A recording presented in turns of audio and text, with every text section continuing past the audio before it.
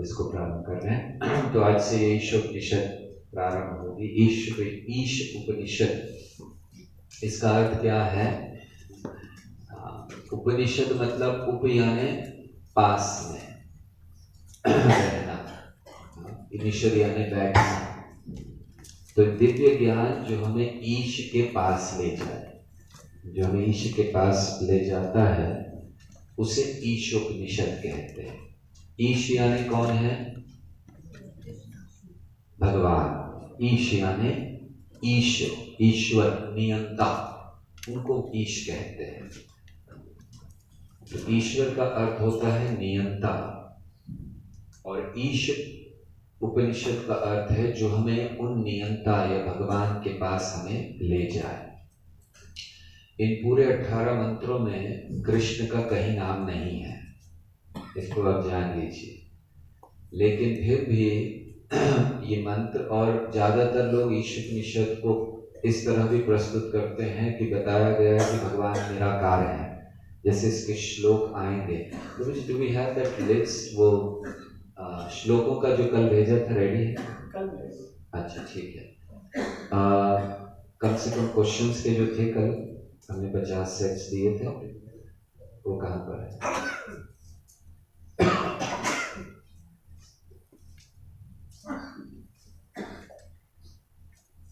अच्छा, इसको थोड़ी देर बाद में बताइए, जब वो कहेंगे रखिए रेडी।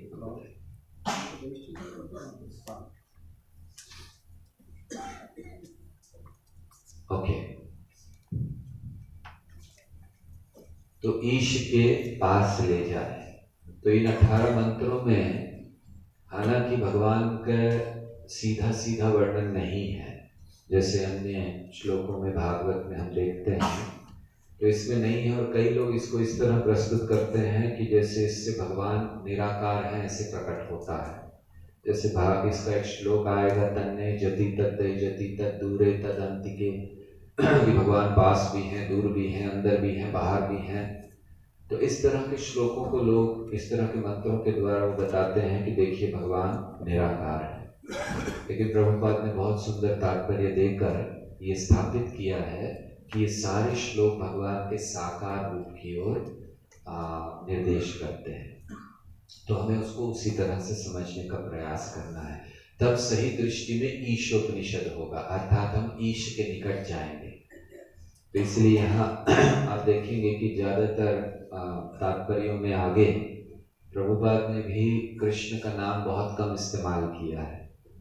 भूमिका में हम देखते हैं आगे बहुत भगवान भगवान परम सत्य, क्योंकि जिस तरह से लोग समझ सकें उसको ही प्रस्तुत किया है। तो ये ईशोपनिषद है जो, और ये ईशोपनिषद प्रभुपाद के द्वारा अनुवादित पहली कुछ ग्रंथों में से एक है।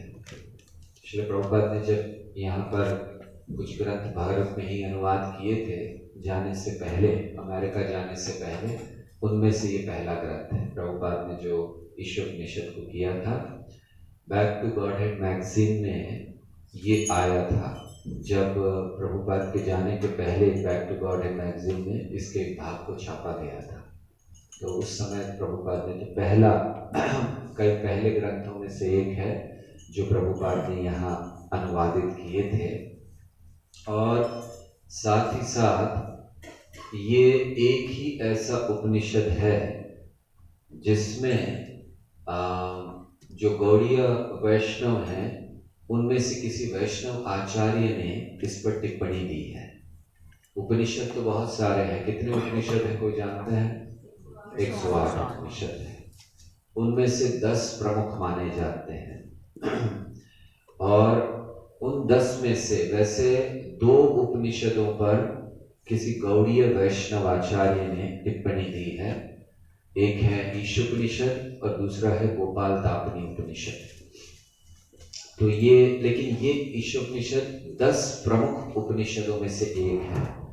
10 प्रमुख मतलब, ये थोड़ा सा आपको इसका इतिहास बता रहे हैं कि 10 प्रमुख मतलब शंकराचार्य जी, इन्होंने ये उपनिषदों के अधिष्ठाता माने जाते हैं, यानी प्रमुख आचार्य माने जाते हैं। तो इन्होंने तो 10 प्रमुख उपनिषदों पर व्याख्या दी। तो उनको 10 प्रमुख उपनिषद माना जाता है। ईश उपनिषद आता है, केनोपनिषद आता है, कठोपनिषद आता है इत्यादि। वो बात अपनी उसमें नहीं आता।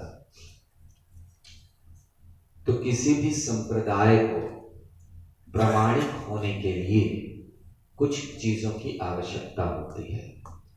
उनको ब्रह्म सूत्र या वेदांत सूत्रों पर टीका देनी चाहिए। दूसरी चीज भगवत गीता पर टीका होनी चाहिए।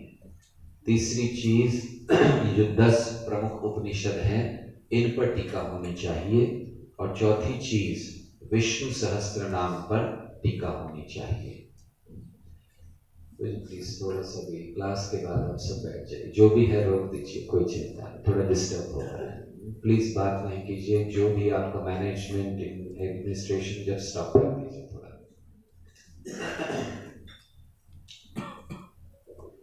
तो 10 उपनिषद, विष्णु सहस्त्र नाम, भगवत गीता और ब्रह्म सूत्र या वेदांत सूत्र, इन पर टिप्पणी देनी चाहिए, तब किसी संप्रदाय को प्रामाणिक माना जाता है।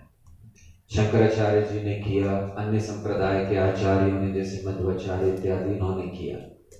लेकिन हमारे 6 गोस्वामियों ने, यहाँ जैसे आप देख रहे हैं, हमारे 6 गोस्वामियों ने इन पर टिप्पणी नहीं की, बिल्कुल नहीं की।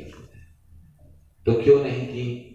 जबकि प्रामाणिक संप्रदाय अगर माना जाता है तो वेदांत सूत्रों पर करनी चाहिए थी, 10 उपनिषदों पर करनी चाहिए थी, विष्णु सहस्त्र नाम पर करनी चाहिए थी। लेकिन हमारे आचार्यों ने, विशेष करके जो शैव गोस्वामी हैं, उन्होंने नहीं की। इसका कारण ये था कि उन्होंने महाप्रभु चैतन्य महाप्रभु के द्वारा दिए गए श्रीमद् भागवत को, जो स्वाभाविक भाष्य है, प्राकृतिक भाष्य या नेचुरल कमेंट्री है वेदांत सूत्रों पर, उसको स्वीकार किया। तो जब श्रीमद् भागवत है तो हमें लिखने की कोई आवश्यकता नहीं है। इसीलिए इन आचार्यों ने उन पर टीका नहीं की, 6 गोस्वामियों ने। लेकिन आगे चलकर बलदेव विद्याभूषण ने इस पर टिप्पणी की। ऐसा कहा जाता है कि बलदेव विद्याभूषण ने उपनिषद पर की टिप्पणी जो उनकी प्राप्त है। उन्होंने ब्रह्म सूत्रों पर दी, उन्होंने भगवत गीता पर दी और विष्णु सहस्त्र नाम पर भी गौड़ीय टिप्पणी उन्होंने दी है। तो गौड़ीय संप्रदाय को प्रामाणिक मानने के लिए ये उस समय हुआ कि जब राजस्थान जयपुर में भगवान की सेवा हो रही थी गोविंद जी की, और उसको बंगाली वैष्णव कर रहे थे सेवा। तो वैष्णव सेवा कर रहे थे तो वो पहले राधा कृष्ण की सेवा करते थे, फिर शालिग्राम की सेवा करते थे, पूजा करते थे। तो वहां पर संप्रदाय थे रामानंदी संप्रदाय। तो रामानंदी संप्रदाय ये रामानुज संप्रदाय के ही निकले हुए भाग हैं। तो रामानंदी संप्रदाय में उन्होंने इस बात पर विरोध किया। क्या विरोध किया? कि उन्होंने कहा कि ये गलत है, विष्णु ये श्रेष्ठ हैं, ये प्रमुख हैं, आप राधा कृष्ण की पूजा पहले कैसे कर सकते हो? आपको विष्णु की पहले करनी चाहिए। और इसको उन्होंने बड़ा ऑब्जेक्शन जब विरोध किया तो राजा जो वहां के थे उस समय, उन्होंने वृंदावन में विश्वनाथ चक्रवर्ती ठाकुर इनके पास संदेश भेजा कि ऐसे ऐसे कर रहे हैं, आप आइए और इनको उत्तर दीजिए, नहीं तो हमें बंद करना पड़ेगा। तो विश्वनाथ चक्रवर्ती ठाकुर बहुत वृद्ध थे उस समय, तो वे जा नहीं सकते थे, इसीलिए उन्होंने बलदेव विद्याभूषण को भेजा, उनके शिष्य को, कि आप जाओ। तो बलदेव विद्याभूषण गए और बलदेव विद्याभूषण ने उनको परास्त किया, उनके खंडन किया। तो उस समय उन्होंने पूछा कि अच्छा आप प्रामाणिक अपने आप को मानते हैं, आप कौन से संप्रदाय से हैं? 4 प्रामाणिक संप्रदाय हैं, ब्रह्म संप्रदाय, रुद्र संप्रदाय, श्री संप्रदाय और कुमार संप्रदाय। और इनकी भी रचना, इनका वर्णन पद्म पुराण में आता है कि ये 4 प्रामाणिक संप्रदाय हैं। संप्रदाय क्या होता है? जब हम भक्ति करते हैं तो हमें भक्ति किसी प्रामाणिक संप्रदाय में करनी चाहिए।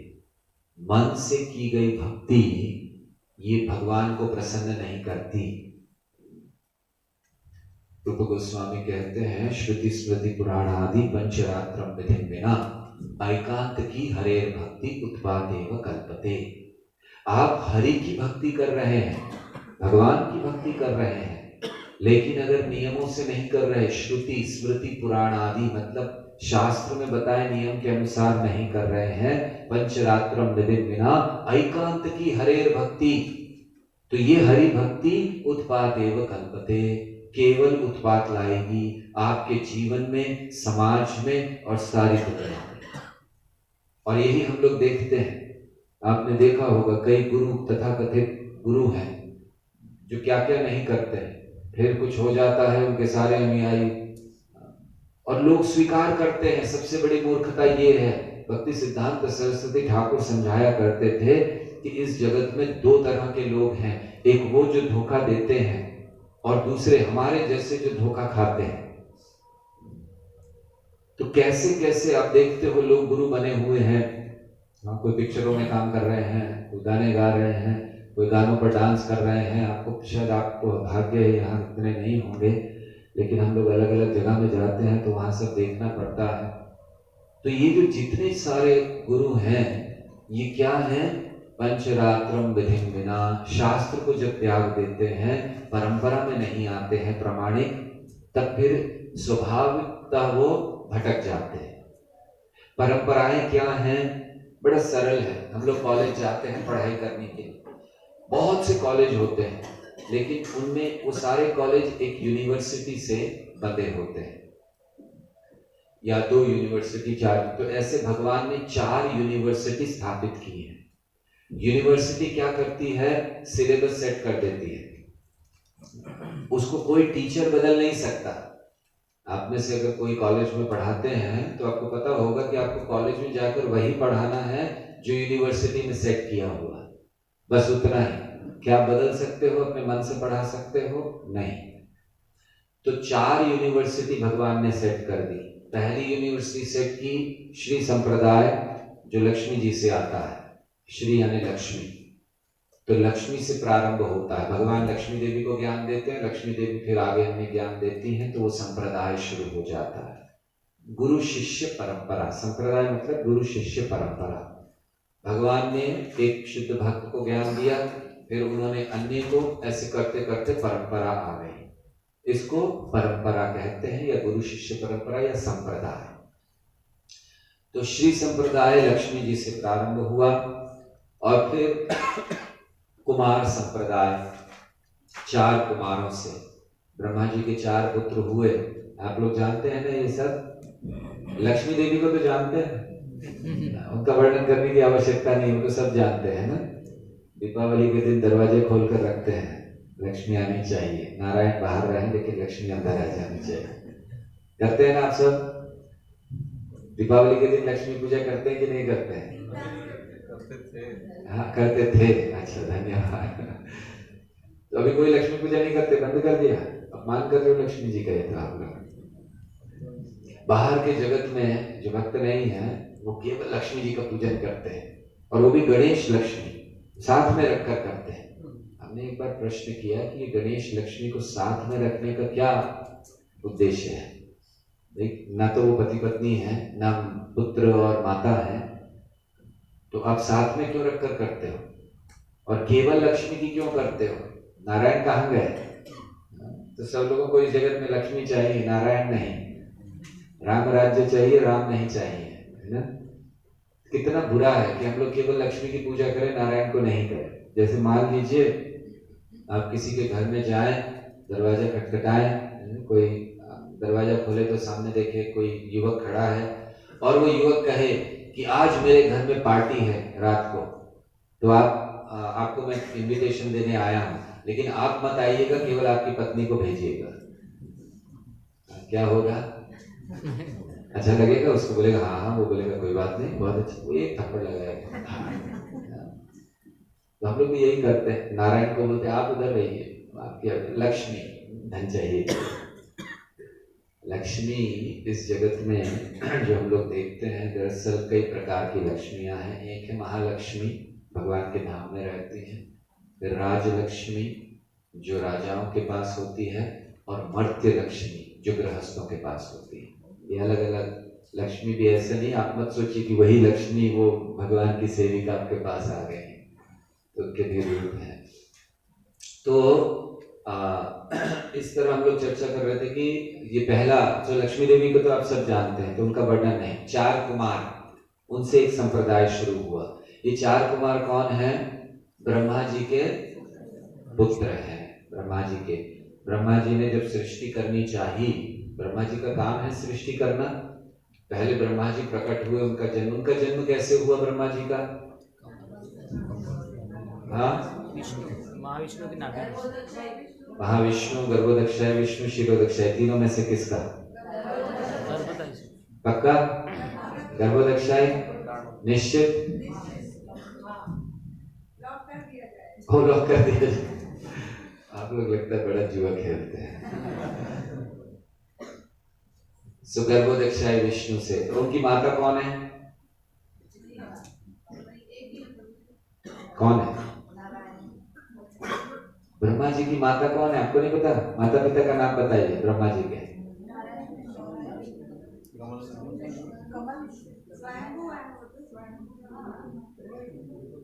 भगवान ही उनके माता पिता है। स्वयं वो हमको आत्मजा कहा जाता है, जिनका जन्म हुआ। एक पद्मजा, जिनका जन्म पद्म पर हो गया है। तो माता पिता भगवान ही, उनकी कोई माता नहीं है। तो ब्रह्मा जी प्रकट होते हैं। फिर ब्रह्मा जी का कार्य क्या है? सृष्टि करना।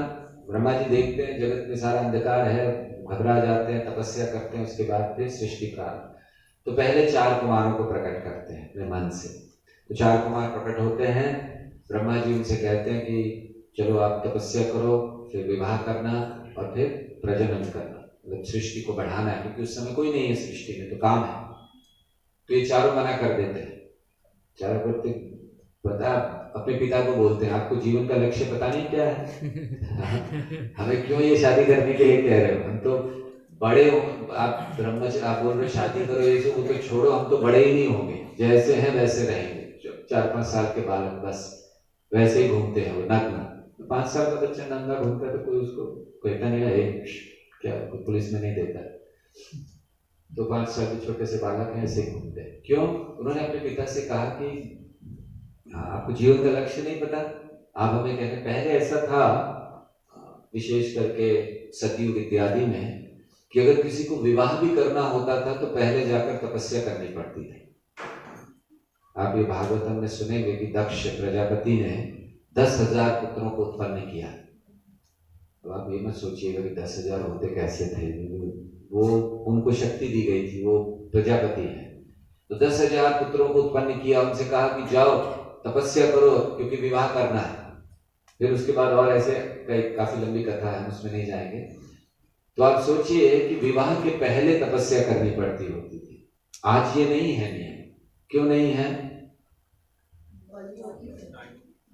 विवाह के बाद वैसे ही तपस्या करनी पड़ती है। तो बोले कि पहले मत कीजिए कि आपको तो करना है। विवाह खुद ही एक तपस्या है। सच कह रहे हैं ना? इसके इधर पूछ रहे हैं, हमारी शक्ति नहीं है उधर देखने की। तो 4 कुमारों को भी ब्रह्मा जी ने कहा, ब्रह्मा जी को उन्होंने मना कर दिया कि जीवन का उद्देश्य भगवान की प्राप्ति है, आत्म साक्षात्कार है, ये सब कोई लाभ नहीं, हम नहीं करेंगे। तो ब्रह्मा जी को बड़ा क्रोध आ गया कि नालायक पुत्र, एकदम भक्ति करना चाहते हैं, ब्रह्मचारी बनना चाहते हैं, प्रजनन नहीं करेंगे। तो फिर उनके क्रोध से रुद्र शिव जी प्रकट हुए थे, ब्रह्मा जी के क्रोध से। तो ये 4 कुमार हैं, तो उनसे एक संप्रदाय शुरू हुआ। तो एक हुआ लक्ष्मी से, एक हुआ कुमारों से, और एक हुआ शिव जी से। अब शिव जी के बारे में भी ज्यादा नहीं बताना, आप तो सब जानते हैं ना शिव जी का, कि कुछ वर्णन करें शिव जी के विषय में, आप सब जानते हैं। इसलिए शिव जी से कभी और शिव जी का वर्णन करेंगे। बहुत सुंदर वर्णन शिव जी के विवाह का है पार्वती से, वो कभी वर्णन करेंगे, आज समय नहीं, ये विषय नहीं है। और चौथा हुआ ब्रह्मा जी से। तो लक्ष्मी जी से जो शुरू हुआ उसको श्री संप्रदाय कहते हैं, 4 कुमारों से शुरू हुआ उसको कुमार संप्रदाय कहते हैं, और जो शिव जी से शुरू हुआ उसको रुद्र संप्रदाय कहते हैं, और जो ब्रह्मा जी से शुरू हुआ उसको ब्रह्म संप्रदाय कहते हैं। तो इस्कॉन जो है ये ब्रह्मा जी के संप्रदाय में आता है। अगर आप भगवत गीता देखें एज इट इज, तो उसके इंट्रोडक्शन के एंड में 32 नाम दिए गए हैं, कृष्ण से प्रारंभ होकर कृष्ण, ब्रह्मा, नारद इत्यादि, तो वो परंपरा है। तो ऐसे ये परंपराएं होती हैं। तो इसको यूनिवर्सिटीज भगवान ने सेट किया, सिलेबस वो सेट करते हैं, उसमें कई शिक्षक आते हैं, पढ़ाते हैं, आचार्य गण आते हैं, गुरु आते हैं, भक्त आते हैं, वो वही पढ़ाते हैं जो सेट किया हुआ सिलेबस है। तो इसीलिए आवश्यकता थी कि ब्रह्म सूत्रों पर अगर हमें प्रामाणिक अपने आप को गौड़ीय वैष्णव स्थापित करना है, तो प्रामाणिक हमारी ब्रह्म सूत्रों पर टीका होनी चाहिए। तो उस समय परास्त तो कर दिया, लेकिन जब उन्होंने कहा ठीक है आपकी टीका दिखाइए, और अगर आप मध्व संप्रदाय को मानते हैं तो मध्व संप्रदाय में विष्णु को श्रेष्ठ माना जाता है, तो फिर आप अपनी टीका दिखाइए। तो फिर उस समय बलदेव विद्याभूषण ने कहा कि ठीक है, मुझे 1 महीने का समय दीजिए, मैं आपको अपनी टीका दूंगा। और फिर जाके उन्होंने गोविंद जी से प्रार्थना की कि मैंने कह तो दिया है, अभी आप जानो। भगवान के भक्त होते हैं वो ऐसे ही होते हैं, उनको विश्वास होता है भगवान पर। आपको इसका मतलब ये नहीं कि कुछ भी कह देना चाहिए बाकी भगवान संभालेंगे, लेकिन इसका अर्थ ये है कि उनको विश्वास होता है कि क्योंकि वो कार्य भगवान की सत्ता की रक्षा के लिए कर रहे थे, अपने लिए नहीं, अपने मान सम्मान के लिए नहीं कर रहे थे। तो इसलिए उन्होंने गोविंद जी से प्रार्थना की, और फिर गोविंद जी ने उनको प्रेरणा दी, और उन्होंने बहुत जल्दी ये गोविंद भाष्य लिखकर प्रस्तुत किया। तो उन्होंने, कहा जाता है कि ईशोपनिषद पर भी उन्होंने टिप्पणी की थी बलदेव विद्याभूषण ने, ताकि हमारा जो संप्रदाय है उसको प्रमाणित साबित कर सके। तो इसलिए उनको करना पड़ा, अन्यथा हमारे जो संप्रदाय के आचार्य हैं उन्होंने इसको नहीं किया। जो संप्रदाय के 6 गोस्वामी हुए उन्होंने नहीं किया। ठीक है, तो ये ईशोपनिषद का छोटा सा इतिहास है। वैसे प्रभुपाद इसमें श्लोकों में यहाँ पर बताते हैं कि ये जो अभी हम लोग वैसे चर्चा करेंगे ईशोपनिषद क्या है, कौन से वेद का भाग है इत्यादि, तो वो भी यहाँ पर चर्चा हो। तो अभी हम लोग, आप लोग अपनी किताब खोलिए, अब हम लोग शुरू करेंगे पढ़ना।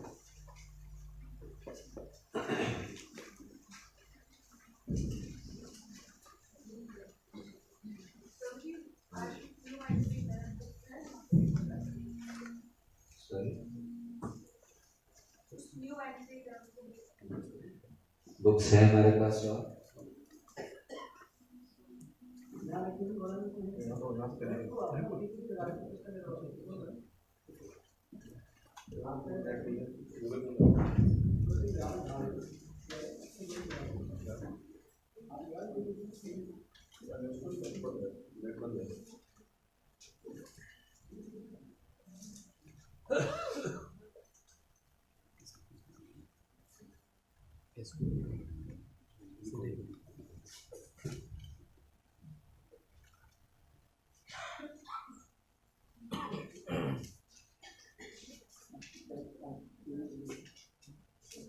किनके पास नहीं है बुक्स, कृपया ले लीजिए, जल्दी कीजिए।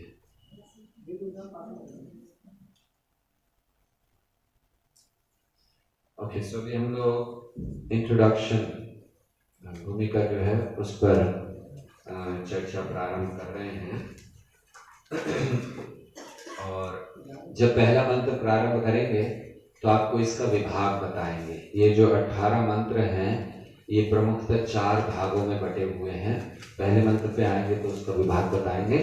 उससे पहले हम लोग जो प्रारंभ है, इंट्रोडक्शन, इसको हम लोग पढ़ने का प्रयास करेंगे। ये प्रभुपाद ने एक लेक्चर दिया था 1969 में, 6 अक्टूबर को कॉलवे हॉल लंदन में, इंग्लैंड में। तो उससे ये लिया गया है। तो ये जो इंट्रोडक्शन है प्रभुपाद का लेक्चर का, तो आपके पास है माइक है कॉर्डलेस शुरू हुआ नहीं? अच्छा, तो ये माइक कोई और एक शुरू हो सकता है।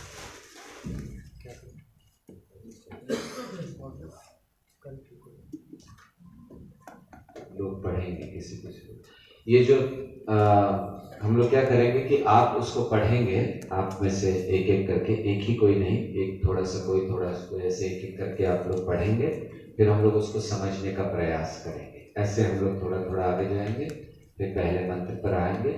जब पहले मंत्र पर आएंगे तब हम लोग 18 पूरे मंत्र, कल से क्लास के पहले पूरे 18 मंत्र हम लोग रिसाइट करेंगे। तो आप लोग एक बार पढ़कर आइएगा, प्रयास कीजिएगा। कुछ इसमें से मंत्र हैं जो थोड़े पढ़ने में कठिन हैं, बाकी सब बड़े सरल हैं, तो उसको पढ़कर आइएगा। ठीक है, आप में से कौन पढ़ेंगे? प्रारंभ कीजिए पढ़ना हिंदी में, थोड़ा जल्दी तो, माइक आपके पास है। समय वेस्ट मत कीजिए क्लास में, पढ़िए तुरंत। देवियों तथा सज्जनों, आज के प्रवचन का विषय है वेदों की शिक्षाएं। वेद क्या है? संस्कृत में वेद शब्द का मूल धातु की व्याख्या कई प्रकार से की जाती है, लेकिन अंततः उसका तात्पर्य एक ही है। वेद का अर्थ है ज्ञान। ओके, यहाँ पर प्रभुपाद लिख रहे हैं कि वेद की जो मूल धातु है उसको कई प्रकार से व्याख्या की जाती है, लेकिन प्रमुख उसका उद्देश्य है ज्ञान, वेद का। तो वेद शब्द ये संस्कृत की विद धातु से आता है। संस्कृत का हर शब्द एक मूल शब्द से आता है जिसको धातु कहते हैं। इसको हम उदाहरण देते हैं, जैसे एक धातु है जिसको कहते हैं शस, शस धातु है, उससे शस्त्र आता है, शास्त्र आता है, शासन आता है, सब जुड़े हुए हैं।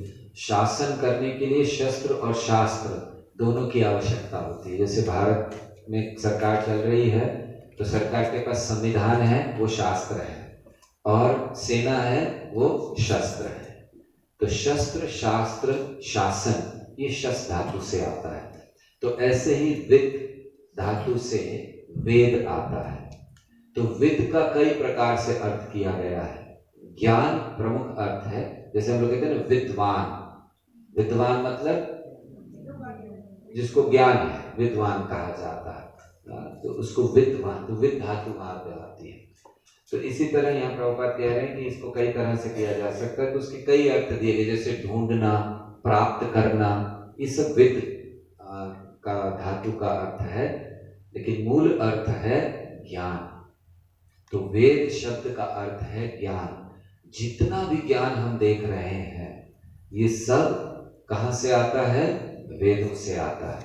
पूर्ण ज्ञान ये वेदों का ज्ञान है, जिसको हम लोग पढ़े। जैसे आप सोच सकते हो कि नहीं, बहुत सारा ज्ञान आधुनिक जगह पर है, वो वेदों से नहीं आता। सब कुछ वेदों से आता है। यहाँ कोई डॉक्टर है आप में से? कोई मेडिकल स्टूडेंट या डॉक्टर? हाँ, तो मेडिकल जब पढ़ते हो आप, मेडिसिन जो लोग पढ़ते हैं, तो उसमें उनको एक सब्जेक्ट सिखाया जाता है एम्ब्रियोलॉजी। एम्ब्रियोलॉजी मतलब जब माँ के गर्भ में बच्चा होता है तो वो कैसे उसका डेवलपमेंट होता है, ये उसको सिखाया जाता है। ये हमारे भागवत के 3रे स्कंद में दिया गया है। अगर आप भागवत पढ़ेंगे तो उसमें दिया गया, और उसमें उतना ही नहीं, वो लोग तो केवल बाहर का दिखाते हैं कि बच्चे का कब हाथ आने लगता है, कब ये होता है। उसमें तो ये दिया गया कि बच्चा क्या सोचता है, जब 1 महीने का होता है तो क्या होता है, 4 महीने का होता है तो क्या होता है माँ के गर्भ में। बहुत सुंदर वर्णन किया गया है। एक चीज आपको बताते हैं, सारी तो नहीं, कि उसमें लिखा गया है कि उस बच्चे को अपने 100 जन्म के पिछले पाप याद आते हैं। हम लोग अगर इसी जन्म के पाप याद कर ले तो बहुत है ना, घबरा जाएंगे हम लोग। लेकिन उसको 100 जन्म के पाप याद आते हैं पिछले, और वो फिर प्रार्थना करता है भगवान से। ये बालक करता है प्रार्थना गर्भ में कि बस एक बार मुझे यहाँ से बाहर निकाल दो, आपको वचन देता हूँ कि फिर कभी किसी माँ का गर्भ स्वीकार नहीं करूंगा, आपकी भक्ति करूंगा, कुछ नहीं करूंगा। लेकिन क्या होता है जब जन्म होता है? भक्ति विनोद ठाकुर ने एक बहुत सुंदर भजन लिखा है, जन्म हुइया बड़ी माया जाले जन्म हुईया, बड़ी माया जाले भूलिया तो मारे हरी। बस यही होता है। आदरे रछेले स्वजने रखोले। बच्चा पैदा होता है तो वो सेंटर ऑफ अट्रैक्शन हो जाता है ना, हर कोई उसको गोदी में उठा रहा है। आदरे रछेले स्वजने रखोले, तो क्या होता है, भूल जाता है हरि को, वो वचन भूल जाता है जो भगवान को दिया है। तो ये हम सब ने दिया है, हम लोग झूठे हो गए हैं दरअसल अगर हम भक्ति नहीं कर रहे, क्योंकि हम सब ने भगवान को वचन दिया था माँ के गर्भ में कि बस एक बार बाहर निकाल दीजिए यहाँ से, फिर कभी इस गर्भ को स्वीकार नहीं करूंगा, आपकी भक्ति करूंगा, मुक्त हो जाऊंगा। लेकिन जैसे ही जन्म होता है तो क्या होता, बस माता पिता फिर धन अर्जन करना, देशे देशे अलग अलग जगह पे जाकर स्वजन पालन कोरी एक माने। हम ये सोच लेते कि बस परिवार चलाना, बस थोड़ा सा करना, यही जीवन का उद्देश्य है। उस चीज को भूल जाते हैं जो हमने वचन दिया था भगवान को। तो इसीलिए ये वहां पर कष्ट होता है। तो वो सारी चीजें भागवत में दी गई, इसीलिए सारा ज्ञान वेदों से आता है। वेद के परे कोई ज्ञान नहीं है। जो भी ज्ञान आज आप ले रहे हैं, चाहे केमिस्ट्री हो या फिजिक्स हो या जो भी हो, वो सब वेदों से आता है। सारा कुछ वेदों में दिया गया है। यस, आगे बढ़िए। आप लोगों को जब हम लोग चर्चा कर रहे हैं, इसमें कोई भी प्रश्न हो आप हाथ उठाकर बीच में पूछ सकते हैं। ऐसा नहीं है कि अंत तक आपको रुकना है, ठीक है? यस। कोई भी ज्ञान जिसे आप स्वीकार करते हैं वह वेद है, क्योंकि वेदों की शिक्षाएं मूल ज्ञान है। बद्ध अवस्था में हमारे ज्ञान में अनेक अपूर्णताएं रहती हैं। बद्ध आत्मा तथा मुक्त आत्मा में अंतर यह होता है कि बद्ध आत्मा में 4 प्रकार के दोष पाए जाते हैं। ओके, अभी हम लोग यहाँ ये प्रारंभ करेंगे, आपको समझाएंगे, फिर पढ़ लेंगे। तो एक बार आप समझ लोगे तो पढ़ना सरल होगा। तो यहाँ प्रभुपाद 2 तरह के लोगों का वर्णन कर रहे हैं आत्माओं का, एक बद्ध आत्मा और एक मुक्त आत्मा। हम लोग प्रयास ये कर रहे हैं कि जो भी प्रभुपाद ने लिखा है उसको अच्छी तरह समझ लें, है ना? केवल पढ़ते नहीं जाएं। एक एक शब्द आपको इसमें भी पढ़ने के समय कोई चीज समझ नहीं आए तो आप पूछ सकते हैं कि ये क्या है। तो आप लोगों को समझ में आया बद्ध आत्मा और मुक्त आत्मा? सबको पता है? कौन समझाएंगे? कहते तो सब पता है, जब कहा जाए समझाने तो सब नीचे बैठे, हमारी तरफ मत देखिएगा। कौन बताएंगे बद्ध आत्मा और मुक्त आत्मा का? ये समझ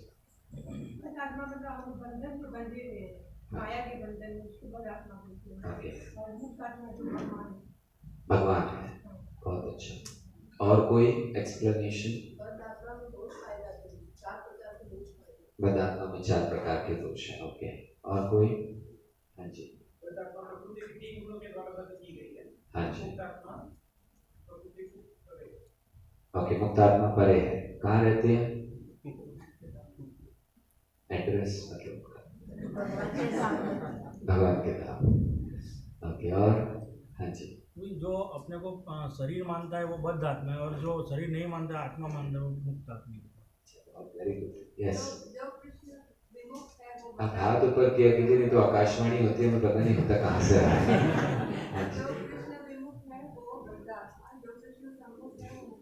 बहुत अच्छा, वेरी नाइस। और कोई? जो भगवान का पार्षद है वो नित्य मुक्त आत्मा है। जो भगवान के पार्षद है नित्य मुक्त। तो बद्ध आत्मा और मुक्त आत्मा में जैसे आप सबने बताया, आप सब सही हैं। तो आपसे 2 प्रश्न करते हैं। आध्यात्मिक जगत और भौतिक जगत सुना है आपने? 2 जगत होते हैं। भगवान कहाँ रहते हैं? लेकिन कभी कभी इस भौतिक जगत में आते हैं ना, तो जब आते हैं तो क्या वहां खाली हो जाते हैं? लॉक लगा के आते हैं घर में? अरे हम लोग कहते हैं ना, वही कृष्ण यहाँ पर आए हैं, कहते हैं सर। तो जब वो आते हैं, जैसे आप लोग यहाँ आए हो, आपके घर में आप हो सकते हो लॉक लगा के आए। तो भगवान जब आध्यात्मिक जगत से यहाँ आते हैं तो क्या करते हैं? लॉक लगा के आते हैं या? हाँ, तो वहां क्या होता है? खाली हो जाता है? विस्तार करते हैं। बहुत अच्छा। तो भगवान एक ही समय में कई जगह पे रह सकते हैं, हम लोग नहीं रह सकते हैं। हमें 9 बजते ही घर की चिंता होने लगती है क्योंकि घर पे पहुंचे नहीं। काश ऐसा होता, आप लोग एक्सपांड कर सकते। एक आपका विस्तार भक्ति शास्त्री कोर्स करता, एक आपका विस्तार खाना बनाता, एक बच्चों को स्कूल छोड़ने जाता, एक ऑफिस चला जाता, कितना अच्छा होता ना। तो कोई चिंता ही नहीं थी, दिन भर बैठकर कथा करते हैं हम लोग यहाँ पर। एक को संभाला जाता है। हाँ, एक ही विस्तार इतना दुखी है। आप जानते मायावाद सिद्धांत का ये जो आप कह रहे हो, ये मूल बात है। क्योंकि वो डरते हैं और एक शरीर लेने से, तो इसीलिए कहते हैं कि जीव निराकार है, क्योंकि शरीर हो ही नहीं सकता। क्यों? उनका कहना क्या है, आप में कहा मुक्त होने के बाद आनंद है, लेकिन जब तक शरीर है तो आनंद हो ही नहीं सकता। इसका अर्थ है मुक्त होने के बाद शरीर नहीं है तभी आनंद है। ये गलत सिद्धांत है। तो इस तरह से हम लोग भगवान जब विस्तार कर लेते हैं तो इसलिए भगवान वहां भी रहते हैं और यहाँ भी रहते हैं। और जो भगवान के धाम में लीलाएं करते हैं उनको नित्य लीला कहते हैं, और जो इस जगत में भगवान लीला करते हैं उसको नैमित्तिक लीला कहते हैं। तो नित्य लीला जो चलती रहती है भगवान की, कभी बंद नहीं होती। नैमित्तिक लीला जैसे असुरों का वध करना। भगवान के धाम में असुर है या नहीं है? विश्वास से बताइए आप लोग, है या नहीं है? नहीं है। सोच के बताइए एक बार फिर से। भगवान के धाम में ऐसा हम लोग कहते हैं ना कि ये जगत क्या है, वहां का जो वहां है वो यहाँ होगा। गलत कह रहे? तो फिर अगर वहां असुर नहीं है, यहाँ कैसे हो गए? अभी फिर प्रश्न पूछते हैं, भगवान के धाम में असुर है या नहीं है? अरे नहीं है पक्का? क्यों नहीं है? अच्छा कारण बताइए। चलिए मान लेते हैं आप लोग शुद्ध भक्त हैं, लेकिन क्यों नहीं है भगवान के धाम में असुर? हाँ जी, जो भगवान की शरण में चला गया वो असुर बचता नहीं। अच्छा, तो केवल जो भगवान की शरण में जाते हैं वही जाते हैं भगवान के धाम, कि बाकी लोग भी चले जाते हैं पीछे पीछे? पक्का? सोच के बताइए। हाँ जी, हाँ, पॉसिबल नहीं है। हो सकते हैं फिर भी एक आधे बिल्कुल है।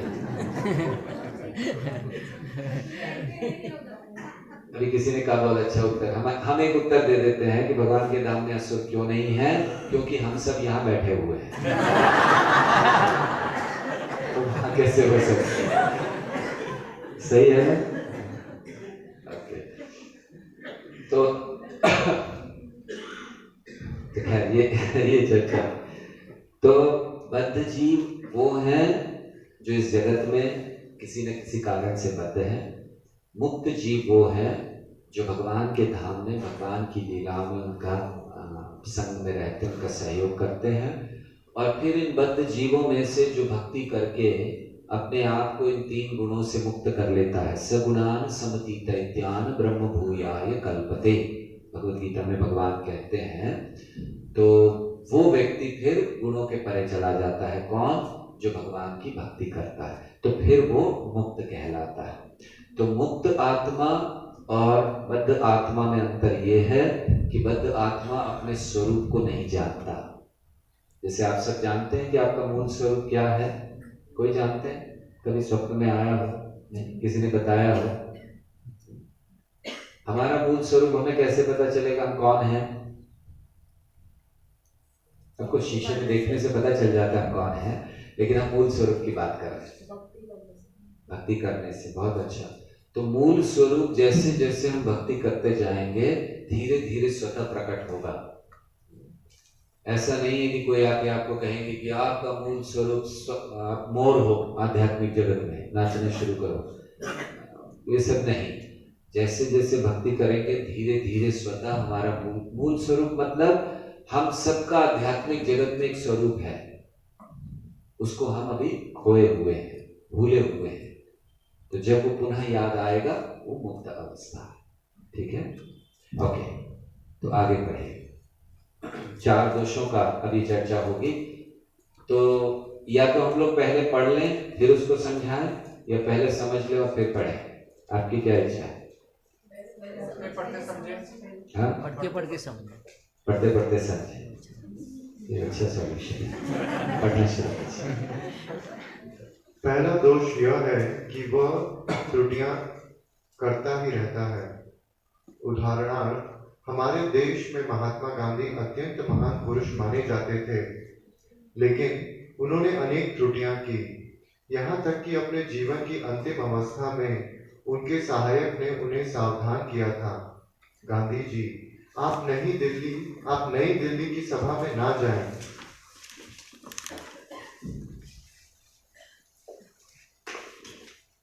मेरे कुछ मित्र हैं और मैंने उनसे सुना है कि वहां खतरा है, किंतु उन्होंने एक ना सुनी।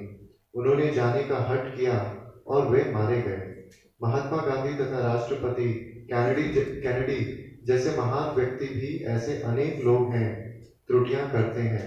त्रुटि करना मनुष्य का स्वभाव है, यह बद्ध आत्मा का एक दोष है। ओके, 4 दोषों का वर्णन हो रहा है। प्रभुपाद ने 1 का किया और फिर छोटे छोटे उन्होंने 4 का किया। हम लोग उसको पढ़ लेते हैं, फिर उसको विस्तार से आपको समझाएंगे। तो पहला दोष है व्यक्ति त्रुटि करता है। हम लोग सब करते हैं ना। ऐसा कोई कह सकता है मैंने जीवन में कोई गलती की ही नहीं, थोड़ी बहुत तो हुई होगी कहीं पर, तो गलतियां करना। और आगे के 3 दोष पढ़ लीजिए, फिर आपको समझा। दूसरा दोष है भ्रमित होना। भ्रम का अर्थ है जो नहीं है उसे स्वीकार करना, अर्थात माया। माया का अर्थ है जो नहीं है। प्रत्येक व्यक्ति शरीर को स्व मान बैठता है। यदि मैं आपसे पूछूं कि आप क्या है, तो आप कहेंगे मैं मिस्टर जॉन हूँ, मैं धनी व्यक्ति हूँ, मैं यह हूँ, मैं वह हूँ। ये सब देह के संबंधित परिचय है, किंतु आप यह शरीर नहीं है, यह भ्रम है। हाँ, तो देखिए ये दूसरा चीज दोष बता रहे हैं, हम लोग समझेंगे। तो यह बता रहे हैं कि भ्रम या माया क्या है, हम अपने आप को शरीर मानते हैं। और ये इतना ज्यादा हमारे अंदर है कि हम जब एक दूसरे को पूछते हैं, जैसे आपको उदाहरण बताते हैं, आपको किसी को पूछना है अंग्रेजी में पूछने की आपके घर में सब लोग कैसे हैं, तो आप लोग क्या पूछते हो? How is every BODY, what is that? Body. तो आप क्या पूछ रहे हो? How is every body in your house? आपके घर के सारे शरीर कैसे हैं? यही तो पूछते हो ना। तो गलत कह रहे हैं क्या? ये तो कहने लगे आप एवरीबॉडी, लेकिन आप उसको पढ़िए every BODY, body, every body. आपके घर का हर शरीर कैसा है, यही पूछते हैं ना। तो देखिए हमारी चेतना कितना ज्यादा शरीर के स्तर पर है। अभी आप लोग भक्त हो गए हैं, आप लोगों को ये नहीं पूछना चाहिए। आप लोगों को अब लोगों से पूछना चाहिए आपके घर की सारी आत्माएं कैसी हैं।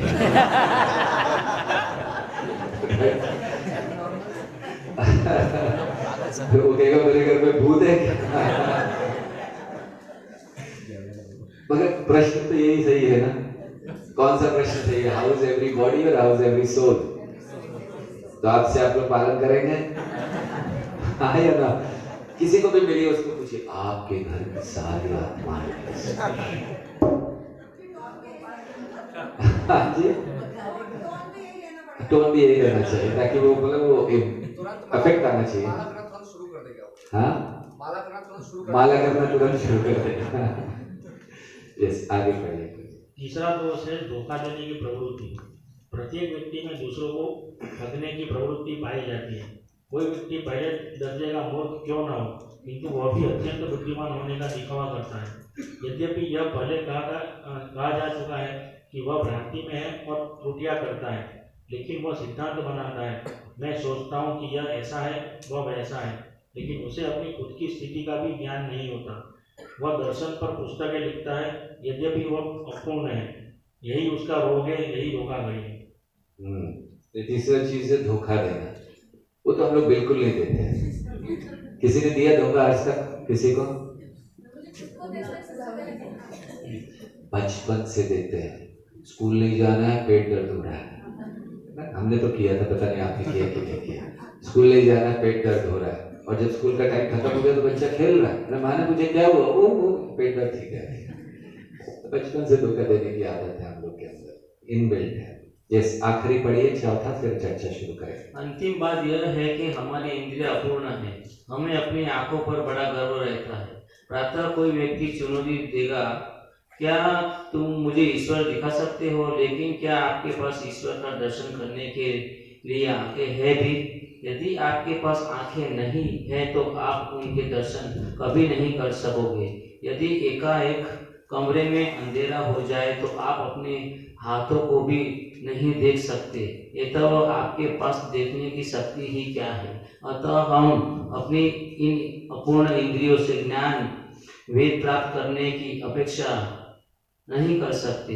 वृद्धावस्था में इन सारे दोषों के होते हुए हम किसी को पूर्ण ज्ञान प्रदान नहीं कर सकते, नहीं हम स्वयं संपूर्ण हैं, अतः हम वेदों को यथारूप में स्वीकार करते हैं। हाँ, तो ये 4 दोष बताए, तो इस पर थोड़ी सी हम लोग चर्चा करते हैं। तो हमारे अंदर ये 4 दोष हैं। अपूर्ण इंद्रियां, हमारी इंद्रियां पूर्ण नहीं हैं, गलतियां करना, धोखा देना और मोह में पड़ना, ये 4 हमारे अंदर दोष हैं जिनके प्रभुपाद यहाँ चर्चा कर रहे हैं। तो थोड़ा सा हम लोग जरा से इस चीज को समझने का प्रयास करते हैं। अपूर्ण इंद्रियां का अर्थ क्या है? हमारी इंद्रिय, जैसे प्रभुपाद कह रहे हैं, हमारी आंख से हम देख भी नहीं सकते। अगर अंधेरा हो जाए इस कमरे में, और आप देखिए, आप अपने ही घर में अगर रह रहे हैं, रोज जैसे यहाँ समझ लीजिए रोज आप चलते फिरते, आपको कोई तकलीफ नहीं है। हाँ, एकदम अंधेरा हो जाए, आपको कुछ नहीं दिखाई दे, तो आपको यहाँ से वहां जाने में भी डर लगेगा, एक अगला पांव रखने में डर लगेगा, सही रख रहे हैं कि नहीं रख रहे हैं। लेकिन जब प्रकाश होता है तब कुछ नहीं होता है। तो अंधकार में हम ठीक से देख भी नहीं पाते। और वैसे भी जो विज्ञान के विद्यार्थी हैं वो जानते हैं कि हमारे सुनने की एक रेंज होती है, देखने की एक रेंज होती है, 20 to 20,000 हर्ट्ज, ये सुनने की हमारी रेंज है। उसके परे हमें कुछ सुनाई नहीं देगा, यानी एक सीमा है, उसी में सुन सकते हैं। आप जानते हैं एक विसल डॉग, एक डॉग विसल आती है, एक सीटी कुत्तों के लिए। तो अगर वो बजाएंगे, जोर से सीटी बजाएंगे, जितने भी गली के कुत्ते वो आ जाएंगे, लेकिन आपके पास खड़े हुए व्यक्ति को बिल्कुल सुनाई नहीं देगा। क्यों? क्योंकि उसकी रेंज अलग है। तो हमारी रेंज होती है, उसी में हम सुन सकते हैं, उसके बाहर हम बहरे हैं, हम नहीं सुन सकते।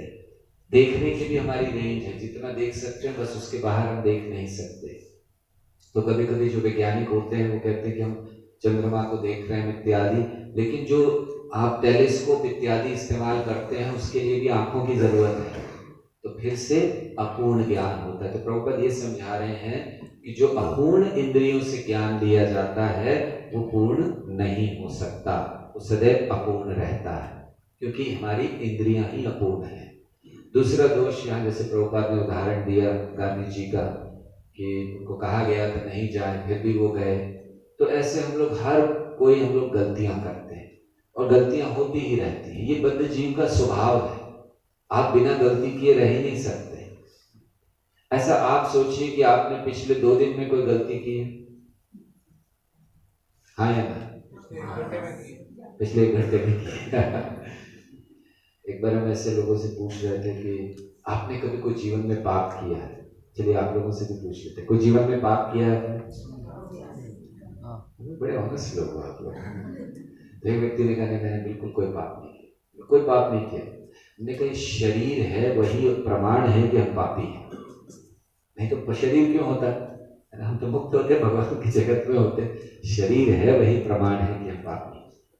तो ये गलतियां करते हैं, इसको प्रभुपाद यहाँ उदाहरण दे रहे हैं। और फिर ऑफकोर्स धोखा देना, चीटिंग, ये तो हमारा फेवरेट स्पोर्ट है ना? बड़ा अच्छा लगता है ना धोखा देना। एग्जाम में चीटिंग करें, कहीं पर भी करें, तो लोग धोखा देते हैं। और आजकल का तो समय कलयुग का धोखा प्रमुख युग है कि लोगों को बस धोखा देना, और जो अच्छा धोखा दे दे और बच जाए वो सही। यानी आजकल ऐसा नहीं है कि कोई अगर गलत काम करता है तो वो गलत है। आजकल ऐसा है कि गलत काम करके जो पकड़ा नहीं जाता वो गलत सही है, राइट? जो पकड़ा गया वो मूर्ख है। तो गलत काम करो लेकिन पकड़े नहीं जाते। धोखा देने की हमारे अंदर प्रवृत्ति है। इसका एक उदाहरण आपको देते हैं यहाँ पर। ये जो आप देख रहे हैं, आगे प्रभुपाद डार्विन थियरी का वर्णन करेंगे इसमें, तो उस समय ज्यादा चर्चा करेंगे। तो डार्विन ने एक थियरी दी। डार्विन का नाम सुना है आपने? राइट? पढ़ाई में स्कूल कॉलेज में थोड़ा थोड़ा पढ़ाते हैं, थोड़ा नहीं ज्यादा पढ़ाते हैं। और हम लोगों को बताया जाता है कि हमारे पूर्वज अंदर थे। आप लोग विश्वास करते हो? पढ़ा लेकिन सबने स्कूल में पढ़ना पड़ा, राइट? वही पढ़ना पड़ा, हाँ हमारे बंदर पूर्वज थे। लेकिन अभी हमें समझ में आया। अच्छा, आप किसी के घर जाते हो तो वो आपको देखते हो, कई बड़े बड़े घरों में फोटो लगी होती है, तो वो आपको ले जाते बड़े गर्व से दिखाते हैं, ये मेरे पिताजी हैं। उनके पिताजी खड़े होंगे कुछ हाथ में लेकर। फिर दूसरी फोटो, मेरे दादाजी हैं, वो बंदूक लेके खड़े होंगे, नीचे शेर होगा, मारा नहीं मारा वाला बात, फोटो में तो रहता है, तो बंदूक लेके खड़े, नीचे शेर है, ये मेरे दादाजी। तो ऐसे कोई दिखाते दिखाते अंत में एक बड़ा सा चित्र बंदर का है, और कोई कहता है ये हमारे गौरवशाली पूर्वज हैं। राइट? कोई कहता है, कहीं देखा है? डार्विन ने अपने घर में लगाया होगा, हमें पता नहीं, लेकिन ऐसा नहीं। तो ये जो यहाँ पर है, ये उस धोखे का है। तो डार्विन ने या डार्विन के सिद्धांत को स्थापित करने के लिए 1912 में वैज्ञानिकों ने एक खोपड़ी स्कल निकाली, दिखाया कि ये मिली है। तो वो जो ऊपर आप देख रहे हो वो खोपड़ी ऐसा, तो उसमें आधा जो भाग था नीचे का वो बंदर का था और आधा मनुष्य का। तो उन्होंने कहा देखिए ये प्रमाण है कि बंदरों से मनुष्य आए हैं। ये देखिए, ये मिसिंग लिंक है। मिसिंग लिंक मतलब इससे पता चलता है ये आधा मनुष्य, मतलब ये मनुष्य बन रहा है, उस स्टेज का है। तो सबको स्वीकार हो गया। लेकिन कुछ साल बाद 1953 में उस खोपड़ी को बड़े ध्यान से देखा गया। वैज्ञानिकों ने ही अध्ययन किया और पता चला कि 2 खोपड़ियों को मिलाया गया था, एक बंदर की और एक मनुष्य की। अच्छी तरह उसको फाइल समझते हैं आप लोग? फाइलिंग करते हैं, फाइलिंग होता है, समझ में आता है? तो उसको वो बहुत अच्छी तरह फाइल करके एक कर दिया गया था। तो वो पता चला, ये 1953 में वैज्ञानिकों को पता चला कितना बड़ा धोखा है। तो 1912 से लेकर 53 तक सब यही कहते थे, देखो कितना प्रामाणिक है, जो भी डार्विन ने कहा वो सही है। लेकिन फिर लोगों ने कहा कि धोखा है। तो इस तरह का धोखा दिया जाता है। आदमी यहाँ पहुंच गया, वहां पहुंच गया, चंद्रमा पर चला गया, क्या लेकर आया वहां से पत्थर। हमारे धरती पे पत्थर कम थे जो ऊपर से लेकर आना चाहिए था। तो इस तरह से ये सारे धोखे दिए जाते हैं हम लोगों को। तो कितना बड़ा धोखा पूरी मानवता को दिया गया। एक बार हम एक मेडिकल कॉलेज में थे, डार्विन की थियरी पर चर्चा कर रहे थे। हमने कहा बेकार, एकदम थियरी रॉन्ग है, हमने प्रूव किया। तो एक डार्विन का भक्त था, उनमें वो उससे सहन नहीं हुआ। उसने प्रश्न किया, आप कैसे कह सकते हो कि डार्विन रॉन्ग है, या आप कहना नहीं चाहिए। हमने कहा आप कैसे कह सकते हो सही है। उसने कहा, हमने कहा अच्छा चलिए ये बताइए कि अगर बंदरों से मनुष्य बनते तो आज क्यों बंद हो गए बनना, अभी क्या हो गया? प्रोसेस रुक गया, क्या पॉज लगा हुआ, क्या हुआ? तो अभी क्यों नहीं बन रहे? बोले नहीं, वो उसको बनने को हजारों साल लगते हैं। हमने कहा हजारों साल तक डार्विन बैठकर देख रहे थे, जिंदा थे डार्विन जो देख रहे थे 1000 साल तक ये चेंज हुए? केवल कल्पना, कोरी कल्पना। तो इसीलिए ये धोखा देने की प्रवृत्ति है, हर जगह पर धोखा होता है। और फिर मोह में पड़ना, हम लोग मोह में पड़ जाते हैं ना। वैसे आप लोग नहीं हैं, आप सब मोह मुक्त हैं, लेकिन बाहर के लोग मोह में रहते हैं, माया में रहते हैं। आप लोग तो सब माया से परे हैं। माया आपको प्रभावित करती है कभी कभी? एक बार प्रभुपाद ने अपने शिष्यों से कहा, माया मुझे छू भी नहीं सकती। माया मुझे छू नहीं सकती, माया कैन नॉट टच मी। इतना बड़ा स्टेटमेंट है। फिर अगले दिन उन्होंने देखा कि प्रभुपाद पीटीस के सामने खड़े, विग्रह के सामने हाथ जोड़कर बड़ी तीव्रता से प्रार्थना करें, भगवान मुझे माया से बचाओ। तो उन्होंने कहा कल कहा था कि माया छू नहीं सकती, अभी कह रहे हैं कि। तो उन्होंने पूछा, भाई प्रभुपाद ये समझ नहीं आया, आपने कल कहा कि माया छू नहीं सकती और आज आप। प्रभुपाद ने कहा क्योंकि मैं कृष्ण से बड़ी तीव्रता से प्रार्थना करता हूं कि मुझे माया से बचाइए, इसलिए माया मुझे छू नहीं सकती। तो खैर, माया मतलब मोह जो नहीं है। अब थोड़े से उदाहरण आपको मोह के देखते हैं। यहाँ पर आपको क्या दिखाई दे रहा है? कुछ दिख रहा है? कितने ट्रायंगल दिख रहे हैं? देखिए अभी सारे मुंह में आ गए, कोई 3 कह रहे, कोई 4 कह रहे। 7, ओके। और कितने दिख रहे हैं? एक। अब बताइए किसकी सच माने? कोई कह रहा है 1, कोई कह रहा है 4, कोई कह रहा है 3, कोई कह रहा है 7, और कोई बोली लगी नहीं अभी तक। एक भी नहीं। देखिए बहुत सारे। ये मोह है, ये केवल उदाहरण के लिए। आप जो कह रहे हैं वो सब सही है, एक भी नहीं है, 1 है, 7 है, जो भी है, अलग अलग तरह से उसको प्रस्तुत कर सकते हैं, वैसे कुछ है ही नहीं। ये एक बहुत सुंदर चित्र है, इसमें आपको क्या दिखाई दे रहा है? इसके लिए आपको सामने से देखना पड़ेगा।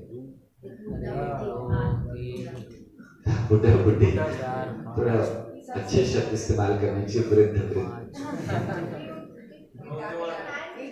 हाँ, आदमी गिटार बजा रहा है, देखिए। और 5 लोग हैं।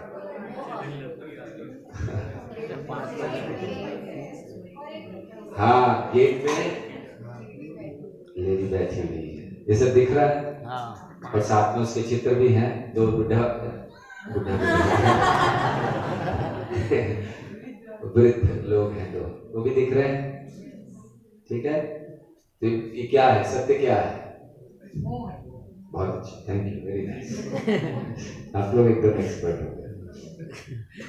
अच्छा, यहाँ ये जो सामने बैठे हैं इन लोगों के लिए है, ये जो छेद है ना बीच में काला जो दिख रहा है, हाँ। उस पर ध्यान करके आपका सर आगे पीछे कीजिए, देखिए क्या होगा। मूव कर रहे हैं ना? अभी फोटो को भी मूव कर सकते हैं, ये वीडियो तो नहीं है। मूव कैसे कर रहे हैं? क्या ज्यादा चर्चा नहीं करेंगे। तो ये मोह में पड़ना है, तो हम लोग मोह में पड़ जाते हैं। तो 4 दोष क्या हैं? अभी सबको याद रहेंगे। पहला है हम लोग अपूर्ण इंद्रियां, गलतियां करना, धोखा देना। तो अगली बार अगर आपको कोई कहे कि आप धोखा क्यों देते हो, बोलो मैं तो बदतमीज हूँ। राइट, वो तो हमारा स्वभाव है। दोष 4 दोष है हमारे अंदर, हम कुछ नहीं कर सकते। गलतियां हो जाए, 4 दोष है। मोह में 4 दोष है। राइट, इसका अर्थ ये है कि हमें इससे परे जाने का प्रयास करना है, उसमें पड़े नहीं रहना। ठीक है, तो नेक्स्ट आगे बढ़ेंगे।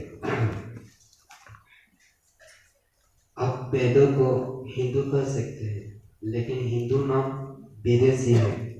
हम हिंदू नहीं है, हमारी असली पहचान वर्णाश्रम है। अरे क्या लिख दिए प्रभुपाद ने? हम हिंदू नहीं है। हम लोग को इतनी जोर जोर से गर्व से कहो हम हिंदू हैं, वो बड़ा बड़ा पोस्टर लगता है ना। प्रभुपाद कह रहे हम हिंदू है ही नहीं, तो फिर ये हिंदुस्तान कैसे हो गए? तो हिंदू ये शब्द दिया गया है, शास्त्रों में शब्द नहीं है हिंदू। वर्णाश्रम शब्द आता है, आर्य शब्द आता है, लेकिन हिंदू नहीं आता। ये जो हम लोग इंडिया भी कहते हैं ना, इंडिया कहना बंद करना चाहिए। ये इंडिया ये अंग्रेजों के द्वारा दिया गया नाम है। हिंदुस्तान ये मुसलमानों के द्वारा दिया गया नाम है। भारतवर्ष या भारत ये इस देश का नाम है। देखिए कितनी विडंबना है, हिंदी में इसे भारत कहते हैं, इंग्लिश में इंडिया कहते हैं। ऐसा कोई कंट्री है जिसका नाम बदल जाता है अलग अलग भाषाओं में? आप अमेरिका को हिंदी में भी अमेरिका कहते हो, इंग्लिश में भी अमेरिका कहते हो। रशिया को हिंदी में भी रशिया, इंग्लिश में भी रशिया। लेकिन एक भारत है जिसको हिंदी में भारत कहते हैं, हिंदी में इंडिया नहीं कहते, इंग्लिश में इंडिया कहते हैं। राइट, क्योंकि ये नाम है ही नहीं देश का। तो ये तो दिया गया, अंग्रेजों के द्वारा दे दिया गया। इसलिए आज से आप लोग थोड़ा भारत कहना शुरू कीजिए। ये हमारी सभ्यता है, भारत। आप सारे शास्त्रों में पढ़िए तो भारत शब्द आता है। कहीं पर कहा गया इंडिया शब्द कि हिमालय के दक्षिण क्षेत्र में एक प्रदेश है जिसे इंडिया कहा जाता है, भारतवर्ष आता है। ठीक है, तो इसलिए हिंदू ये शब्द केवल दिया गया है। दरअसल ऐसा था कि जो उस तरफ रहते थे सिंधु नदी के, उसको कहा जाता था। और पर्शियन भाषा में, वो लोग उस समय पर्शियन बोलते थे, पर्शियन भाषा में स को ह कहा जाता है। आज भी अगर आप लोग पर्शियन भाषा बोलें तो स को ह कहा जाता है। सब लोग आ गए नहीं कहेंगे, हम लोग आ गए कहेंगे। वो कह ही नहीं सकते हैं स। तो इसीलिए सिंधु की जगह उन्होंने हिंदू हो गया। और अभी हम लोग अपने आप को गर्व से कहो हम हिंदू हैं। तो इसलिए प्रभुपाद कह रहे हैं हिंदू हम लोग नहीं है। आगे बढ़िए।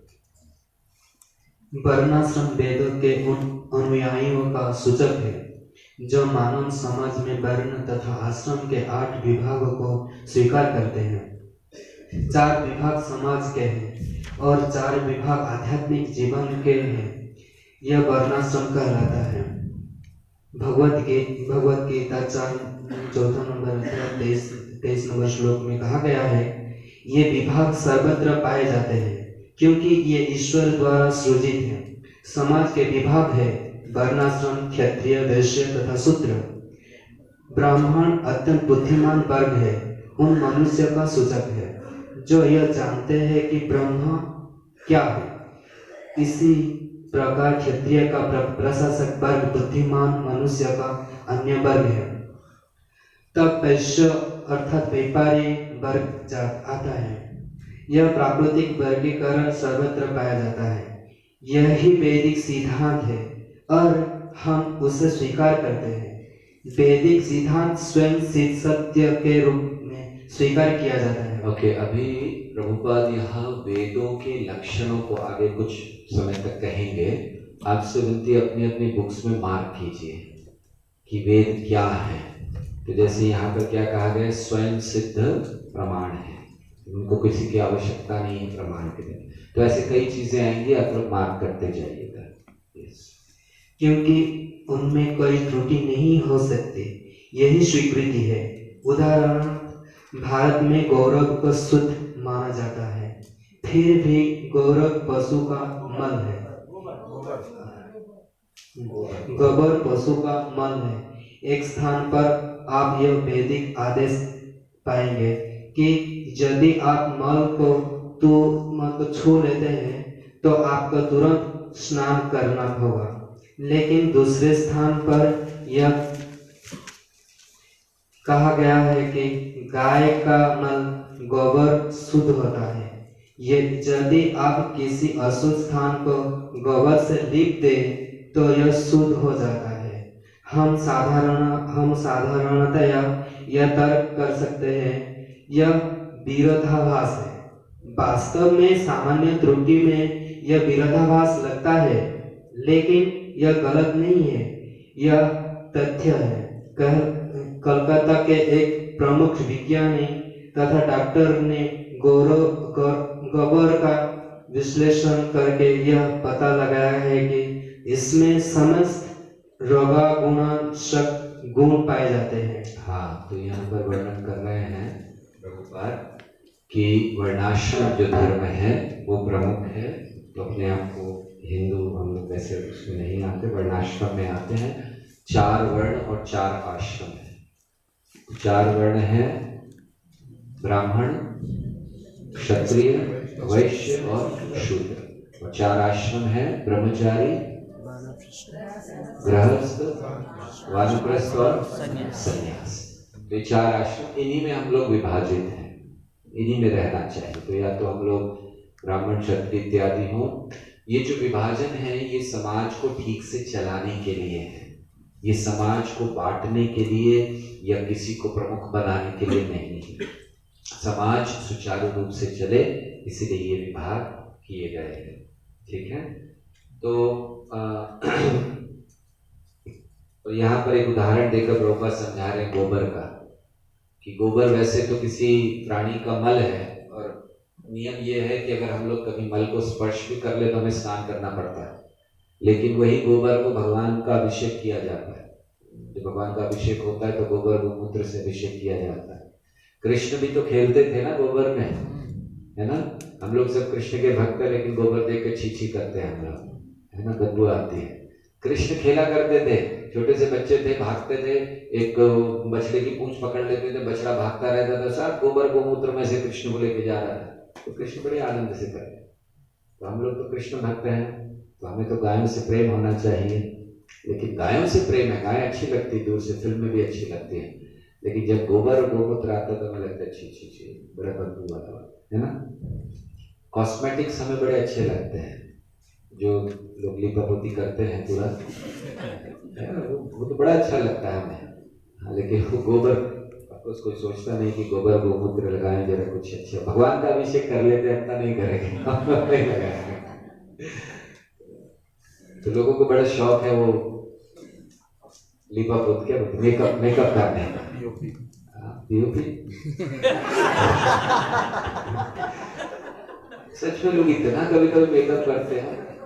जैसे हमें कई बार लोग कहते हैं कि कोई आप, वैसे हम जनरली हम लोग शादी में नहीं जाते, लेकिन कभी कोई भक्त का विवाह हो तो चले, तो जाते तो हमें तो पहचान में नहीं आते कि यही लोग हैं हमें जिसने बुलाया है। उस दिन तो एकदम अलग रहते हैं, पता नहीं क्या है। शादी के दिन तो लड़का पहचान में नहीं आता, सूट वूट में रहेगा, एक ही दिन के लिए सूट बनता है ना, बाकी जीवन भर टांग के रखते मेरी बर्बादी का लक्षण हो। कभी पहनते कभी लोग किराए पे लाते हैं।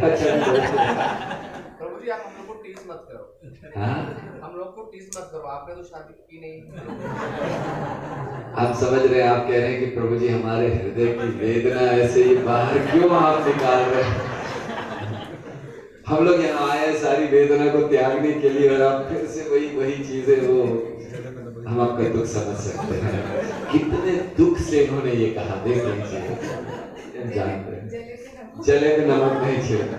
बहुत अच्छे, ठीक है, अभी बिल्कुल नहीं छिड़केंगे, लेकिन सत्य तो सत्य है, उसको तो कोई कोई कुछ कर नहीं सकता। इसका एक आपको प्रमाण सुनाते हैं। जब मेकअप की बात आई, एक महिला, बूढ़ी महिला थी, करीब 55-58, बीमार हो गई, हॉस्पिटल में गई, आईसीयू में एडमिट किया गया, मरने वाली है प्राय। तो उसको भगवान के दर्शन हुए, तो उसने भगवान से पूछा कि मैं मरने वाली हूँ, 40 साल बाकी है। तो 40 साल बाकी है, चिंता मत करो, 40 साल बाकी है। तो सही में ठीक हो गई। उसने सोचा कि हॉस्पिटल से बाहर जाने से पहले उसको याद आया भगवान ने कहा 40 साल बाकी है। उसने कहा ऐसे बूढ़े रहकर तो नहीं जाना है। तो उसने सब कुछ प्लास्टिक सर्जरी करा ली, फेस अपलिफ्टमेंट या जो भी होता है, हमें अभी शब्द भी याद नहीं है, बालों को बदलवा लिया, कलर बदल दिया बालों का, और पूरा मतलब एकदम युवती हो गई। हॉस्पिटल से बाहर निकल रही थी तो ऐसा लग रहा था कि युवती, पता ही नहीं चल रहा था कि 60 साल की या 55। जो हॉस्पिटल से बाहर निकली, उधर से एक ट्रक आया, एक्सीडेंट हुआ, मर गई।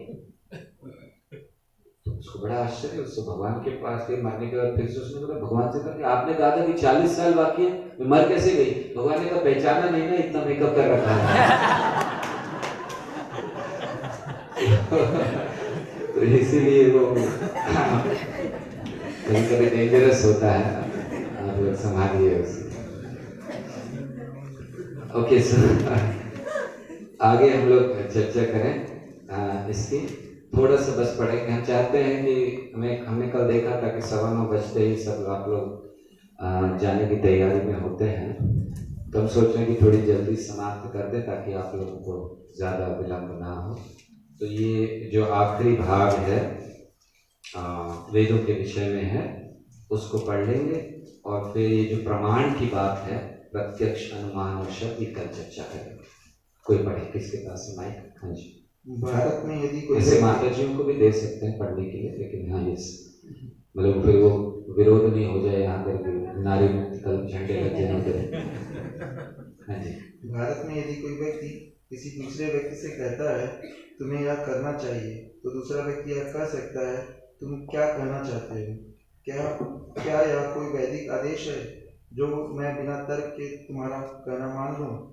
वैदिक आदेशों की व्याख्या नहीं की जा सकती, लेकिन अंततः यदि आप ध्यानपूर्वक अध्ययन करें कि ये आदेश क्यों हैं, तो आप पाएंगे कि ये सभी सही हैं। वेद मानवीय ज्ञान के संकलन नहीं है। वैदिक ज्ञान आध्यात्मिक जगत से अर्थात भगवान कृष्ण से आता है।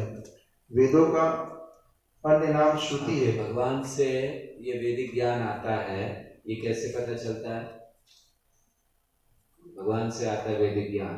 हाँ जी। भगवान में 4 दोष नहीं होते हैं, वेदों में भी 4 दोष हैं। बहुत अच्छा, लेकिन ये ज्ञान भगवान दे रहे हैं, कहीं पर वर्णन है? हाँ जी। भगवत गीता ज्ञान है, स्वयं कृष्ण ने दिया, बहुत अच्छा।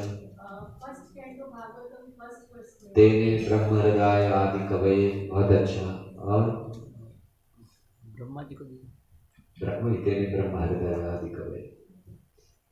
हाँ, तो ऐसे अलग अलग जगह पर वर्णन किया गया है पुराणों में, शास्त्रों में, कि जब भगवान अपनी बांसुरी बजाते हैं तो उनकी बांसुरी से वेद प्रकट होते हैं। जब नरसिंह देव प्रकट हुए और नरसिंह देव दहाड़े तो उनकी दहाड़ से वेद प्रकट हुए। जो वराह देव प्रकट हुए तो उन्होंने अपने बालों को ऐसे झाड़ा, पानी में गए थे, आकर नहा ऐसे झाड़ा तो उससे वेद प्रकट हुए। तो भगवान से अलग अलग वर्णन है कि कैसे वेद आते हैं, और वैसे भी वेद मतलब ज्ञान है और सारे ज्ञान के स्रोत भगवान हैं, तो सब कुछ उनसे ही आता है। यस, आगे बढ़िए। वेदों का अन्य नाम श्रुति है। श्रुति उस ज्ञान की सूचक है जिसे सुनकर अर्जित किया जाता है। यह प्रायोगिक ज्ञान नहीं है। श्रुति माता के तुल्य मानी जाती है। बहुत सारा ज्ञान हमें अपनी माता से ही प्राप्त होता है। उदाहरणार्थ, यदि आप जानना चाहें कि आपका पिता कौन है तो इसका उत्तर कौन दे सकता है? आपकी माता। यदि माता कहती है ये रहे तुम्हारे पिता, तो आपको यह स्वीकार करना पड़ता है। प्रयोग करके यह ज्ञात कर पाना संभव नहीं है कि वह आपका पिता है कि नहीं। इसी तरह यदि आप अपने अनुभव से परे, अपने प्रायोगिक ज्ञान से परे, अपनी इंद्रियों के कार्यों से परे कुछ जानना चाहते हैं तो आपको वेदों को स्वीकार करना होगा। हाँ, तो ये आप समझ लीजिए कि जैसे प्रभुपाद ने उदाहरण दिया बड़ा सुंदर कि श्रुति माँ है और वही जानती। तो बच्चे को अगर पिता के बारे में बता पूछना तो सरल है, माँ से पूछे, माँ बताती है, पिता को स्वीकार किया सब। लेकिन अगर कोई वैज्ञानिक तरीके से ढूंढना चाहे, जैसे मान लीजिए कि आजकल टेस्ट होते हैं, डीएनए टेस्ट होता है, ये है कि नहीं है, तो कितने सारे लोगों के टेस्ट करेंगे, दुनिया भर के पुरुषों के टेस्ट करके पता करने का प्रयास करेंगे तो कभी नहीं हो सकता। इसलिए सबसे सरल उपाय है माता जो बताती है उसको स्वीकार करना। तो वेद ये माँ की तरह है, श्रुति सुने जाते हैं। श्रुति मतलब सुनना। तो पहले के लोग श्रुतिधर कहलाते थे। श्रुतिधर मतलब एक बार सुन लेते थे, उनको पूरा याद हो जाता था, उनको नोट्स लिखने नहीं पड़ते थे, उनको पावर पॉइंट बनाना नहीं पड़ता था, उनको बस एक बार सुन लिया पूरा याद हो गया। सुश्रुति थे। जैसे जब सुखदेव गोस्वामी भागवत कथा कह रहे थे तो उन्होंने सुत गोस्वामी को अपने पास बुलाया, तुम यहाँ बैठो, क्योंकि ये आगे बोलने वाले हैं उसी को। तो उन्होंने वहां बैठकर सुना। सुत गोस्वामी पूरा नोट नहीं कर रहे थे, रिकॉर्ड नहीं कर रहे थे कि बाद में सुनाएंगे, और उसी चीज को वैसे ही उन्होंने नैमिषारण्य में ऋषियों को सुनाया। इनको कहते हैं श्रुतिधर। तो वो लोग श्रुतिधर है, सुन के श्रुति करके सुन के धारण कर लेना। लेकिन जैसे जैसे अभी कलयुग बढ़ा तो फिर व्यासदेव ने देखा कि कलयुग में समय ये लोग के पास इतनी क्षमता नहीं है, तो इसलिए उन्होंने लिखित रूप में वेदों को दिया। पहले लिखित रूप में नहीं थे लेकिन वेद थे। ठीक है, आगे कोई पूछता है कि मूलतः पहले एक वेद था तो उसका नाम क्या? यजुर्वेद आएगा, वो इसी में आने वाला है, हम लोग चर्चा करेंगे। प्रभुपाद ने लिखा है तात्पर्य में, एक भागवतम के पहले स्कंद के चौथे या पांचवें अध्याय में जहाँ नारद मुनि और का वर्णन है, नारद मुनि और वेद व्यास का, तो उसमें प्रभुपाद ने लिखा है कि पहले केवल एक ही वेद था। उसका पूरा सिद्धांत हम लोग चर्चा करने वाले हैं, जब वेदों के उस पर आएंगे तब चर्चा करेंगे। इस आगे बढ़े। इसमें प्रयोग करने का प्रश्न ही नहीं उठता। इसका प्रयोग पहले ही हो चुका है या निश्चित हो चुका है। उदाहरणार्थ, माता के कथन को सत्य मानना होता है, इसके अतिरिक्त कोई अन्य उपाय नहीं होता है। आगे बढ़ते। वेदों को माता माना जाता है और ब्रह्मा जी पितामह पूर्वज कहलाते हैं, क्योंकि सर्वप्रथम उन्हें ही वैदिक ज्ञान की शिक्षा दी गई थी। प्रारंभ में प्रथम जीव ब्रह्मा जी ही थे। उन्होंने यह वैदिक ज्ञान प्राप्त किया और इसे नारद तथा अन्य शिष्यों और पुत्रों को प्रदान किया, जिन्होंने इसे पुनः अपने अपने शिष्यों में वितरित किया। इस प्रकार वैदिक ज्ञान गुरु शिष्य परंपरा द्वारा आगे चलता आता है। भगवद गीता में भी इसकी पुष्टि की गई है कि वैदिक ज्ञान इसी विधि से समझा जाता है। कौन सा श्लोक है भगवद गीता का? एवं परंपरा प्राप्तम एवं राजर्षियो विदु सकाले महता योगो नष्टः परंतप। तो भगवान ने ज्ञान अर्जुन को दिया, वही ज्ञान भगवान अर्जुन को दे रहे हैं। आप अगर हमारी भगवद गीता लेंगे, प्रभुपाद के द्वारा दी गई, तो उसमें जो नाम है प्रारंभ होते हैं कृष्ण से, ब्रह्मा इत्यादि, उसमें अर्जुन का नाम नहीं है। अर्जुन का नाम है, लेकिन भगवान तो नई परंपरा शुरू कर रहे हैं, तो कह रहे हैं एवं परंपरा प्राप्तम, कि वो मैंने किया था खंडित हो गई, अब मैं फिर से शुरू कर रहा। तो फिर अर्जुन का नाम क्यों नहीं है? परंपरा में होना चाहिए। सबसे पहले तो उसने ज्ञान प्राप्त किया सीधे कृष्ण से, फिर उनका नाम क्यों नहीं है परंपरा में? उन्होंने आगे किसी को दिया, भगवान ने उन्होंने आगे अर्जुन ने किसी को नहीं दिया। अर्जुन ने किसी को नहीं दिया। ओके, और ये आपको कैसे पता कि अर्जुन ने किसी को नहीं दिया? पढ़ा नहीं।